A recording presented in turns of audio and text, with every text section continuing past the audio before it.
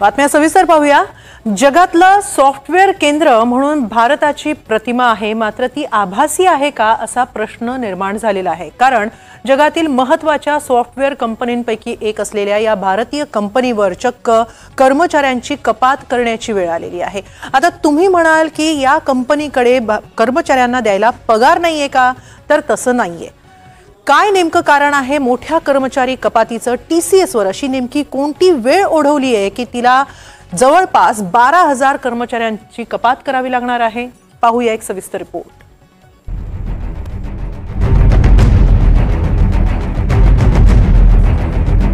देशातील सर्वात मोठ्या IT कंपनीवर कर्मचारी कपातीची वेळ आली आहे। टाटा कन्सल्टन्सी सर्व्हिसेसने पुढील 6 महिन्यात 12,000 कर्मचारी कामावरून कमी करण्याचा निर्णय घेतलाय। विशेष म्हणजे या कर्मचारी कपातीसाठी नवीन तंत्रज्ञान आणि प्रामुख्याने AI जबाबदार असल्याचं कंपनीचं म्हणणं आहे। त्यामुळे AI मुळे कर्मचारी कपात होण्याची भीती आता प्रत्यक्षात उतरण्यास सुरुवात झाली आहे। TCS ने कर्मचारी कपातीविषयी जारी केलेल्या प्रसिद्धी पत्रकात म्हटलंय, TCS ला भविष्यातील प्रवासासाठी तयार होणं गरजेचं आहे। त्याच प्रवासाचा एक भाग म्हणून आम्ही आमच्या अशा सहकार्यांना ज्यांना सध्या कुठेही काम देणं शक्य नाही त्यांना त्यांच्या कामातून मुक्त करणार आहोत।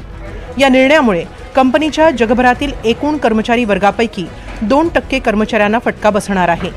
कर्मचारी कमी करण्याचं हे सत्र वर्षभरात पूर्ण करण्यात येईल। यात प्रामुख्याने मध्यम आणि वरिष्ठ श्रेणीच्या कर्मचाऱ्यांचा समावेश असेल। TCS ने AI चा स्पष्ट उल्लेख केलेला नसला तरी त्यांचा रोख त्याकडेच आहे। TCS च्या या निर्णयानंतर देशभरातील IT कंपन्यांच्या कर्मचाऱ्यांमध्ये एकच खळबळ सरकारला की आपण या IT कंपनीला एवढ्या सगळ्या ACZच्या फॅसिलिटीज देतो, एवढे टॅक्स बेनिफिट देतो आणि हे सगळं आपण त्यांना वर्कफोर्स सस्टेन करण्यासाठी देतो, हायर अँड फायर साठी नाही। बऱ्याच वेळा असं लक्षात येतं की एम्प्लॉईज बेंचवरती असेल, 10-10 वर्ष एम्प्लॉईज कंपनीत आहेत, पण जर 30 दिवस बेंचवर गेले तर लगेच त्यांना कंपनी काढून टाकते। तर जर केंद्र सरकार IT कंपनींना एवढं सपोर्ट करत असेल, सस्टेन करत असेल, त्यांना ग्रोथ व्हायला मदत करत असेल तर ह्या कंपनीज एम्प्लॉईजला सस्टेन आणि सपोर्ट का करू शकत नाही? आणि याच्यामध्ये नुसतं प्रत्येक वेळी केंद्र सरकार म्हणतं की आम्ही यात लक्ष घालू। आता पण केंद्रीय IT मिनिस्टर म्हणलेले आहेत की आम्ही यात लक्ष घालू। कपातीच्या या स्पर्धेत TCS एकटी नाहीये। AIचं कारण देऊन IT क्षेत्रातील कर्मचारी कपातीचं हे सत्र 2024 मध्ये सुरू झालंय। गेल्या वर्षी म्हणजे जानेवारी 2024 ते डिसेंबर 2024 या वर्षभरात 549 कंपन्यांमधून 1.5 लाख कर्मचारी कमी करण्यात आले। मायक्रोसॉफ्ट, गुगल, IBM सारख्या दिग्गज कंपन्यांनी गेल्या 6 महिन्यात देखील मोठी कपात केली आहे। 1 जानेवारी 2025 ते जुलै 2025 या काळातील जगातील 130 कंपन्यांमधून 61,000 कर्मचाऱ्यांना पिंक स्लिप देण्यात आल्या आहेत। तू म्हणतोस त्याप्रमाणे IT कंपन्यांमध्ये नोकऱ्या जाणं हे काही नवीन नक्कीच नाहीये। अगदी सुरुवातीपासून हे चालू होतं, पण सुरुवातीच्या काळामध्ये ITतल्या नोकऱ्या भराभर वाढत होत्या आणि आता मात्र तंत्रज्ञानामुळे, विशेषतः आर्टिफिशियल इंटेलिजन्स आणि इंडस्ट्री 4.0 मुळे नव्या नोकऱ्या निर्माण होणं हे खूप कमी होणार आहे। म्हणजे नवीन नोकऱ्या निर्माण होतील तर स्पेशलाइज फील्डमध्ये होतील। आणि गंमत अशी येणार आहे की पूर्वी जसं ERP इम्प्लिमेंट करण्यासाठी बऱ्याच नोकऱ्या निर्माण झाल्या, SAP, Oracle वगैरे, तसंच आता AIचा वापर आपल्या उद्योगात कसा करता येईल अशा नोकऱ्या बऱ्याच निर्माण होणार आहेत। म्हणजे रिटेल असेल, एज्युकेशन असेल, AIचा वापर करून आपली उत्पादकता कशी वाढवता येईल अशा तऱ्हेने नोकऱ्या बऱ्याच निर्माण होतील। तसंच प्रत्यक्ष AI म्हणजे प्रत्यक्ष कम्प्युटर सायन्स मध्ये जे नोकऱ्या आहेत ते data science, data analytics, prompt engineering अशा बऱ्याच नोकऱ्या पण निर्माण होणार आहेत। पण ट्रॅडिशनल ज्या क्लासिकल नोकऱ्या होत्या म्हणजे प्रोग्रामिंग, टेस्टिंग यातल्या बऱ्याच नोकऱ्या जातील। कारण आता ChatGPT किंवा इतर AIची टूल्स आहेत त्या लो लेवलचं प्रोग्रामिंग करतात, त्यामुळे तशा लेवलचे जॉब्स आता कमी होत जातील। कॉल सेंटरचे जॉब्स तर चॅटबॉट्समुळे खूपच कमी होत जातील। यात काम करणाऱ्यांना सातत्यानं आपली कौशल्य अपग्रेड करावीच लागतात।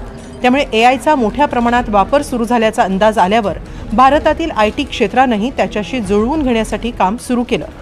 पण कृत्रिम बुद्धिमत्तेच्या आक्रमणाचा वेग इतका जास्त आहे की त्याच्यासोबत धावणं प्रत्येकाच्या आवाक्यात येईलच असं नाही।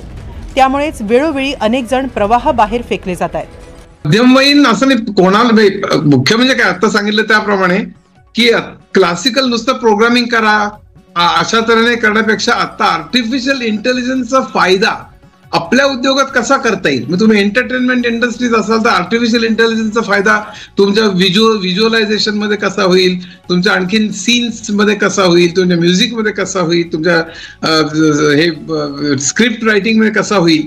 कारण ChatGPT स्क्रिप्ट रायटिंग स्वतः आता करायला लागलेलं आहे, त्यामुळे स्क्रिप्ट रायटर्सचा जॉब शिल्लक राहतील की नाही असं लोकांना वाटतंय, पण मला तसं वाटत नाही. कारण स्क्रिप्ट रायटिंग मध्ये ChatGPT किंवा कुठलेही AI तुम्हाला अनेक पर्याय देईल, पण त्यातला सगळ्यात चांगला निवडणं, तुम्हाला तो फिट कसा बसतो हे करणं.